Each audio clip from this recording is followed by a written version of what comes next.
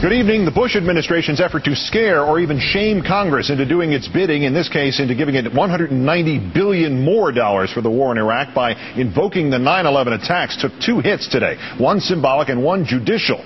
Our fifth story on the countdown. Tonight, a federal judge in Portland has just ruled that two provisions of the Patriot Act are unconstitutional because they permit, quote, the executive branch of government to conduct surveillance and searches of American citizens without satisfying the probable cause requirements of the Fourth Amendment. This was in that suit by Brandon Mayfield, the Oregon attorney who was mistakenly linked by the FBI to the Madrid train bombings. More on this in a moment.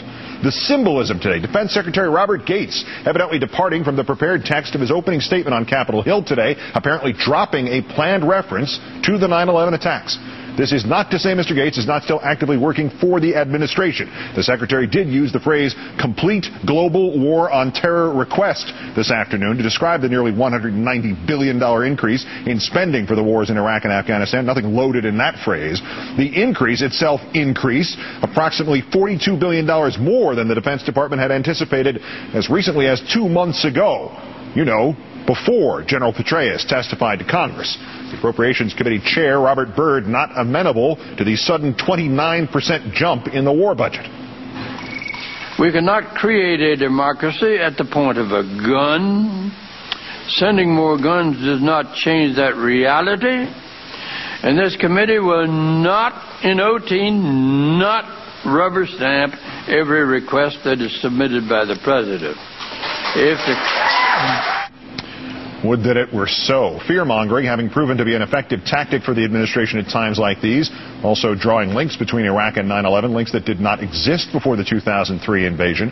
In an advance copy of Secretary Gates' opening statement given to the Senate Appropriations Committee and forwarded by that committee to Countdown late today, Mr. Gates was supposed to have praised U.S. forces for, quote, the honor, courage, and great sense of duty we have witnessed in our troops since September 11th.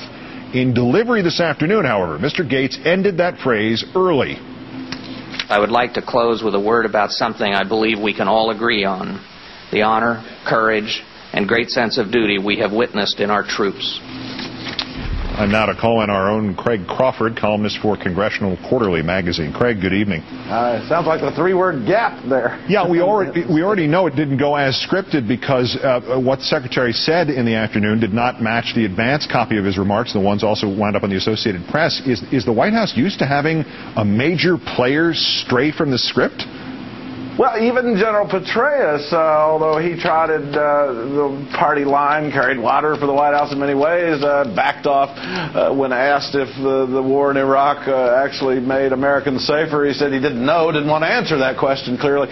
So I think a lot of the military folks, even though Secretary Gates is a civilian official, there was real fallout, Keith, from among military people after General Petraeus had really somewhat disturbed at how he was drawn into being a political player as opposed to a military leader. And I think Secretary Gates was probably very conscious of how radioactive it is to bring up 9/11 in connection with any discussion of Iraq. Yeah, Petraeus was turned into the equivalent of Kitchener from World War I with the British in the ads, with the guy pointing the finger at the would-be volunteers. But it was in February, Craig, when the Pentagon submitted this request for about $142 billion to fund Iraq and Afghanistan.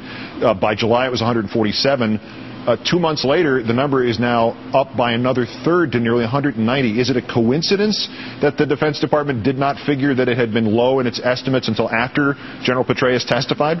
You really get the feeling, Keith, that they're always sort of like a retail seller, always trying to find that point of price resistance, as much as you can charge without actually losing sales. And the $190 billion almost sounds like the old 1995 because people resist paying $20. And I think they're trying to find the politically largest number they can get that can get through Congress, and this sounds like they might be close to it. Yeah, it's much better than saying $200 billion. I mean, as Senator Byrd suggested today in this apoplectic fit that he had. But I mean, it's great. It was great theater. It's great verbiage, and you know, you have to admire him saying it. But when do we expect him or any other Democrats to follow through on their threats when it comes to passing the war funding supplemental? They do not need 60 votes to set up a filibuster against this if they wanted to go to the last straw and literally the last sleeping mat.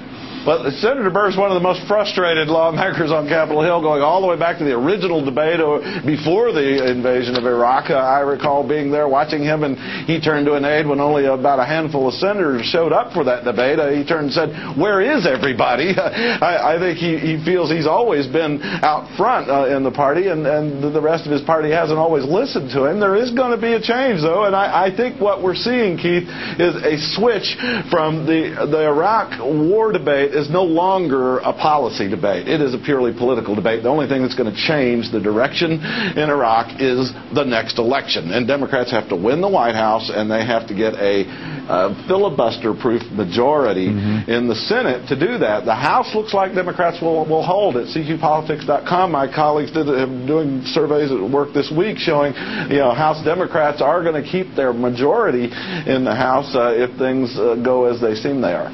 Now, we had one other thing that went on today, saber-rattling with Iran and that whole template being played out again, at least in symbolically. What are we supposed to make politically out of the passage of the Kyle Lieberman amendment today? They took the most egregious passages out of it about military action and such, but it still calls for the government to brand the Islamic Revolutionary Guards of Iran a terrorist organization, and it passed 76 to 22. This sounds all too familiar, even if this was non-binding today.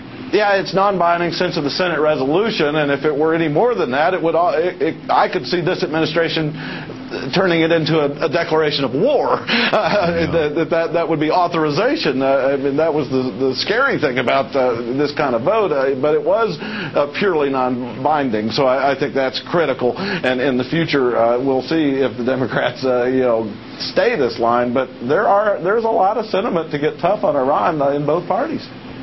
Craig Crawford of MSNBC and Congressional Quarterly. As always, Craig, great thanks for your time today. Good to be here.